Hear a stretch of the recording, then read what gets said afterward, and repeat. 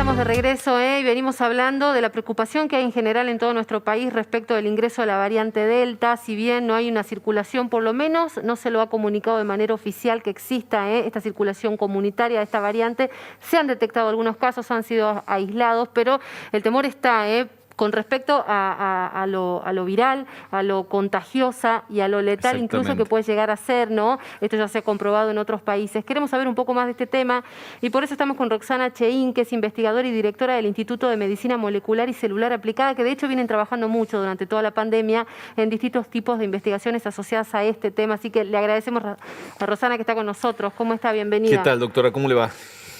Hola, buenos días. Muchísimas gracias por la invitación. Al contrario, gracias a usted. ¿Cómo está? Bueno, queríamos empezar conociendo realmente cuál es la situación o el análisis que hace usted, ¿no? Como investigadora, como especialista de esta variante, ¿no? De la Delta. La situación es preocupante.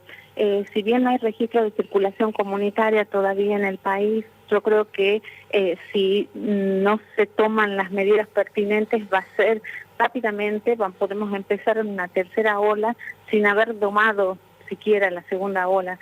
Es lo que ha pasado en otros países, ¿no? Entonces nosotros estamos todavía en un pico de la segunda ola y con el peligro en puerta de una variante que el problema que tiene hasta ahora y que ha sido pasada de variante de interés por la Organización Mundial de la Salud a variante de preocupación, es que es muchísimo más transmisible. Entonces rápidamente desplaza las otras variantes porque se contagia con mucho más facilidad. En cuanto a que si es o no más letal, todavía no hay estudios claros sobre eso, pero de hecho, si hay más personas infectadas, probablemente por una cuestión estadística tengamos más personas ingresadas a cuidados intensivos, que siempre es lo que nos preocupa, ¿no? Doctora, hace unos meses, cuando hablábamos de variante, hablábamos de la variante de Manaus como realmente una amenaza gravísima, ¿no? Y de mucha preocupación. Yo hago un paralelismo y yo percibía en aquel momento todo lo que se decía sobre la variante Manaus de manera más o menos similar a lo que se dice ahora sobre la variante Delta. La variante Manaus llegó a Argentina, tiene circulación en Argentina, generó muchos casos, es mucho más virulenta que las otras, pero bueno, uno es como que aprendió a convivir, si se lo puede decir de alguna manera, con la variante Manaus. ¿En qué se diferencia, en este caso, la Manaus de la Delta? ¿Es más peligrosa la Delta? ¿Es más transmisible? ¿Qué nos puede decir al respecto? Bueno, en la variante Delta, que es la que conocemos, en la región esa en el que el virus se une al receptor de la membrana, se ha producido una mutación que hace que se una más fuertemente. Bien. Entonces, esa variante seleccionó y está desplazando en Europa a todas las otras variantes que hay circulando. Mire, prácticamente la variante histórica de la de Wuhan, prácticamente no queda casi nada. Surgió la del Reino Unido, que se conoce como variante alfa, que se la describió por primera vez en Kent. Esa variante se pegaba mucho más fácilmente que la de Wuhan al receptor que tenemos, al famoso AC2. Entonces rápidamente desplazó a la de Wuhan. Bueno, la de Reino Unido tiene mayor afinidad por el receptor incluso que la variante británica y aparentemente tendría más que la variante de Manaus. La variante de Manaus hay que decir que ha sido bastante menos estudiada porque no ha impactado tanto en el hemisferio norte donde se hacen absolutamente todos los estudios. Exactamente, Dinamarca y el Reino Unido son los que llevan los bancos de genoma y los que pueden hacer todo ese tipo de estudios. O sea, la de Manaus, en ese sentido, en cuanto a afinidad por receptores, que es lo que importa para entender por qué se transmite más rápido, es los que llevan la voz cantante y sonante. A mí lo que me preocupa es la alta transmisibilidad que estamos teniendo, ¿no? Porque si bien hay algunas restricciones, yo sinceramente lo que veo es que estamos un poco relajados en este momento y el virus va mutando y es una cuestión de probabilidades hasta que encuentre una forma en la que se pega mejor o en el que se reproduce más. Cuando encuentra muta. Cuando encuentra la combinación que le es más favorable, en esa combinación se queda y desplaza a todas las otras. ¿Y cómo hace para mutar? Necesita transmitirse. La única forma en que muta un virus es cuando se copia.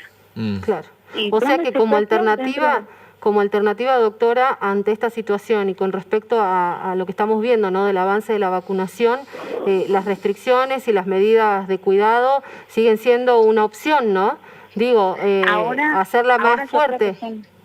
Ahora son estratégicas más que una opción, Mm. porque hasta que avance la vacunación, y dicho sea de paso, hay artículos en revistas muy serias que demuestran que la eficiencia de la mayoría de las vacunas baja mucho con esta variante. Entonces, yo creo que no tenemos que dejar que el virus se transmita. Y yo siempre digo lo mismo, hay cosas que dependen de nosotros, hay cosas que no dependen de nosotros. No depende de nosotros que se haga una nueva vacuna para esta variante, no depende de nosotros que el gobierno pueda comprar las vacunas, no depende de nosotros el cronograma de vacunaciones, pero sí depende de nosotros el impedir que siga el virus propagándose. En cada persona que se propaga, aunque sea sintomática, le estamos dando una oportunidad de mutar. Bien.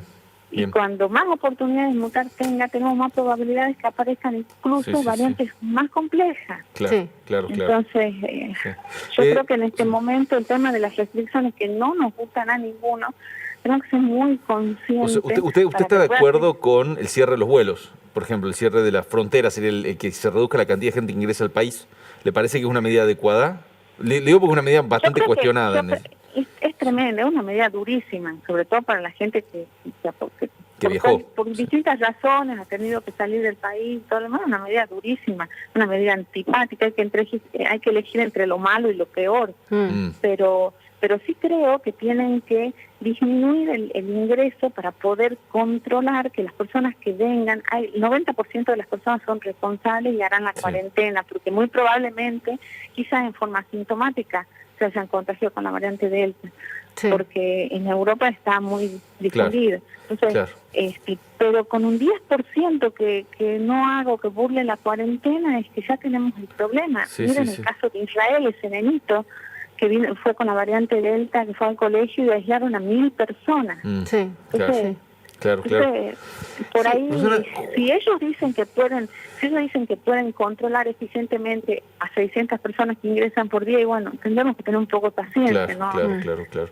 Una consulta. Igual que lo que entra de Brasil, a mí también me preocupan las fronteras terrestres, ¿no? La gente que obviamente el comercio con Brasil o con nuestros países limítrofes tiene que seguir. Entonces, a la gente que ingresa con los transportes de carga y todo lo demás, también hay que hacerle un seguimiento. Esta gente pobre son trabajadores que están exponiéndose un montón, pero son Rosana, fuentes de contagio también. Claro, Rosana, consulta vinculada con el tema de vacunas, porque se dice o uno lee que para prevenir la variante Delta tenés que tener sí o sí el esquema completo de vacunación, ¿no? Y que hay vacunas, decían que AstraZeneca y Pfizer y Moderna eran más eficientes. ¿Qué nos puedes decir al respecto? A ver, por ejemplo, de Sputnik solamente hay los datos de Gamaleya porque es difícil publicar. Nosotros tenemos un montón de estudios hechos con la Sputnik y es difícil que en las principales revistas que son del norte de nosotros nos cuesta publicar simplemente porque es una vacuna que a ellos no les interesa porque no la tienen. Entonces, nosotros tenemos hay 2 lugares donde se ha medido la eficiencia y la eficacia en realidad de las vacunas en ensayos clínicos con test propio. Uno es La Cava y otro es Tucumán. Nosotros hemos diseñado un test junto con los mellizos Mostolakis que están en Boston. Hemos diseñado un test para testear la provincia. Nosotros hemos testeado la provincia. Córdoba testeó con test comercial, Río Negro testeó con test comercial. Nosotros hemos visto que por lo menos Pfizer en las personas que habían tenido COVID previo, con una dosis rápidamente con la primera dosis rápidamente levantan el cuerpo y tienen una muy buena protección. Las personas que no han tenido COVID previo sí necesitan las 2 dosis en principio, ¿no? Nosotros no hemos testeado eficiencia de solamente una dosis, es lo que yo te puedo decir. Y los números que nosotros tenemos con Sputnik son realmente buenísimos. Entonces dicen, en la bibliografía dice, son las mejores estas, pero a ver, no han comparado con Sputnik. La doctora también hizo un estudio excelente excelente en la cava y todavía no está publicado. Pero a ver, eso Exacto. para quedar un poquito claro, perdón Rosana que te interrumpa, o sea, decir, a lo que se conoce ya, porque se investigó por ahí en el hemisferio norte, o sea, sabemos que esquema completo de AstraZeneca, de Pfizer y Moderna son efectivas para Delta. ¿Vos a eso le agregarías que Sputnik también lo es? No sabemos si son efectivas totalmente para Delta, porque todavía no están hechos los ensayos clínicos con Delta. Ujú. O sea, ha bajado la eficiencia de la... ¿Por qué? Porque han aparecido nuevos casos de vacunados, pero es que no hay Claro. tiempo todavía para hacer una evaluación de eso. Eso vamos Claro. a saber quizás en 2 meses. Sí. Lo que te puedo decir, lo que ha salido hasta hace 2 días en revista Nature, es que en el futuro se va a necesitar una vacunación de tipo personalizada. ¿Qué te quiero decir? Que las personas que tengan anticuerpos altos no se vacunen, por ejemplo. Bien. Claro. Bien. Que vendría a ser el caso de las personas que han tenido COVID y que han recibido la primera dosis. Claro. O sea, y si esas personas han hecho una respuesta inmune muy fuerte, no sería conveniente incluso hacer una segunda dosis. Eso recién están empezando a hablar ahora. Claro. Pero con la variante Delta están diciendo, bueno, es menos eficiente porque gente que estaba con las 2 dosis, hay uno en 5.500 que se ha contagiado, o uno que tenía solamente una dosis, pero no hay todavía un número adecuado para hacer esas aseveraciones. Bien. Entonces, por ahí hay que basarse muchísimo en los ensayos y en las estadísticas que se hacen en revistas muy serias, ¿no? Y todavía no hay nada de eso. Yo he estado buscando hacer un montón y cosas serias no hay nada, son todos trascendidos. Claro. Bien, Bueno, Roxana, muchísimas gracias. Muchísimas gracias. No, gracias a ustedes. Gracias. A ustedes. Hasta luego. Bueno. Muy bien, ahí estábamos hablando con la doctora Rosana Cheín del Instituto de Medicina Molecular y Celular Aplicada, bastante clara, ¿no?, en sus conceptos, haciendo referencia a la importancia de los cuidados, de las restricciones, de acuerdo, ¿no?, con estas medidas que se han tomado a nivel nacional, aunque resulten antipáticas, pero tal cual está presentándose el panorama hoy, el miedo que hay con respecto al ingreso de la variante Delta son las medidas obligadas, ¿no?, que hay que tomar para evitar que esto se disemine.